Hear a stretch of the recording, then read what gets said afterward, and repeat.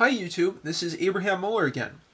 Happy MLK Day everyone. I hope you had an excellent long weekend. Tonight I'll be recording my first video with a new video camera, a Canon EOS M that I purchased recently, which will hopefully improve the audio and video quality of my YouTube videos. Of course, I'll use it as skillfully as possible with the right exposure, focus, and careful zooming, but I think especially for audio it should help. Tonight I am reviewing what I would say is my favorite Palm OS device of all time. That is the Palm Treo 700p smartphone that was released in 2006 and sold by several carriers in the United States and one in Canada. Sprint, like this phone here, as well as Verizon and Alltel in the United States, but TELUS Mobility in Canada. Before I go through the specifications and functionality, let me just talk about why I love this phone so much. I think the most obvious one is the form factor is great. It's super comfortable in your hand. It's also easy to clean, unlike the Treo 755.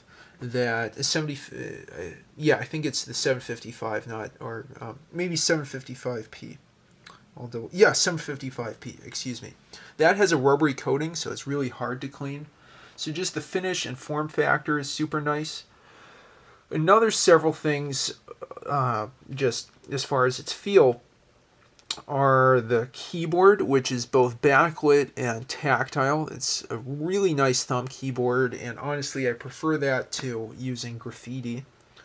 The screen is super easy to read. It's high resolution. Let's see if I can get it focused in there. Yeah, you can see how nice of a screen that is.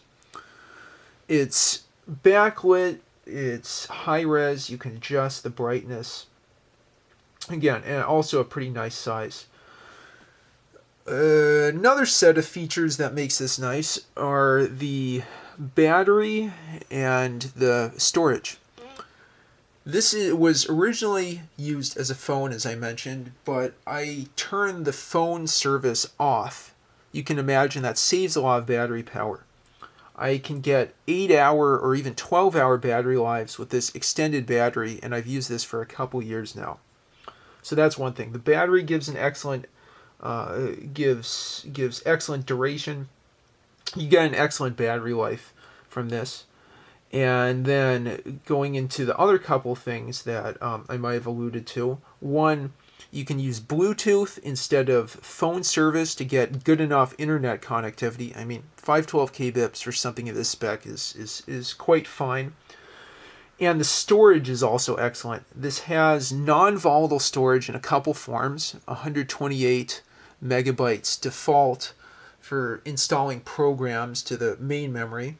Plus, you can add in SD cards, not the weird mini SD cards that you would put in the 755p, but regular SD cards in this 700p. I believe I got an extra mini SD card for the 755p and just kept it in its adapter for this. I guess another thing you can see there is it still has infrared, so you can send files to other Palms.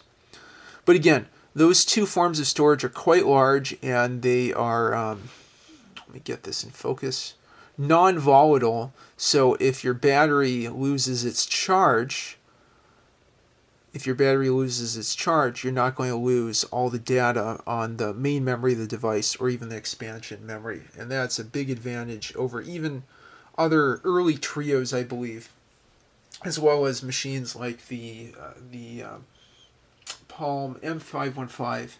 And honestly, I don't think my TG50 even has non-volatile storage for its main memory. And there are lots of programs that you'd have to install in that storage area. As my cat agrees, her shadow just worked its way into the picture there. Okay, so I think I talked about why I like the 700p so much. Hopefully my cat doesn't interfere with the review too much. Oh, there we go. Okay, Mangle. Yeah, I'll let you all see the computer kitten there. Okay, so Anyway, so now I'll talk a bit about the specifications of the device before doing a quick demo. I'll let Mangle enjoy being in the video there. The Palm Treo 700p, a Palm Treo 700p runs on Palm OS 5.4.9. It has 128 megabytes of non-volatile storage. It runs on an ARM-based Intel X-Scale processor. An ARM-based Intel X-Scale processor running at 312 megahertz. The screen is high resolution. It is 320 by 320 pixels with 65,536 colors. As we saw on top, you can turn on and off vibrate mode or the external ringer. It supports CDMA digital dual band and EVDO, which I believe is 2G. It has Bluetooth 1.2, and you can still maintain an internet connection with a Linux machine, or I think even Windows machines running a Bluetooth dial-up networking server. The rear camera with that selfie mirror, maybe you all remember those, is 1.3 megapixels and can record videos in 352 by 288 QSIF resolution. There is a thumb keyboard as well as a touchscreen, speakerphone, compatibility with TTY systems, three-way calling, SDIO, SD, and MMC card slot.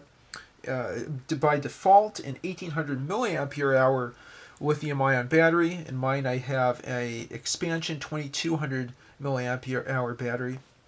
The projected talk time was 4.5 hours. Again, I don't use phone service. I get a battery life of honestly 8 hours and even more if I turn Bluetooth off. I've even gone, say, 8 hours, multiple hours listening to internet radio over a Bluetooth dial-up connection, which is pretty incredible. Anyway, so there were some disappointments with this. It doesn't have very much multitasking. There isn't a GSM version. It doesn't have voice dialing, and it doesn't have Wi-Fi, but it's still really good for what you get. Let's do a few demos here. I'll go ahead and show you the device. Let me turn that on. You can see it. It will go to sleep quite readily. I have to unlock it, and that's perfect. There's a Bluetooth setup function. This is just the main menu. It's quite bright and easy to read. You can see some of the programs I have installed here, but I think the one that's probably most interesting for all of you is Opera Mini. This is a midlet, a Java midlet that you can use to browse the web even now in 2022. I'll see if that connects. Oh, it is connecting. Okay. Yeah, I thought I might have needed to... What did I need to do? I needed to restore my Bluetooth done connection. Let's see how much more I can... Yeah, that's the furthest I can zoom in. Okay, anyway, so I have different news sites backed up here. I can look at BBC News. All kinds of stuff happening in the UK and elsewhere. But anyway, you can see for the kinds of things that you'd use the internet for on a Treo, Bluetooth is perfectly fast enough. Let's see. And I'll show you in the feeds part of Opera Mini. You can even open up these feeds once you get past some of those ads. And really, this is probably the best browser, most modern compatible browser that you'll get in 2022 for a newer Palm OS device.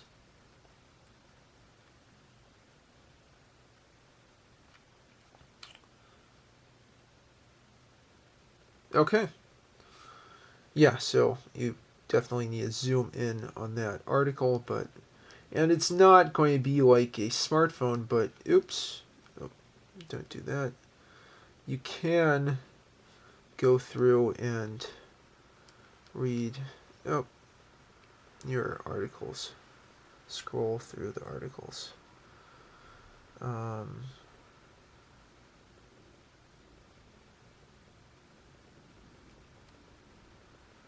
guess that was that. Anyway, maybe not such a good example, but you can see how you could look at news headlines with a device of this caliber.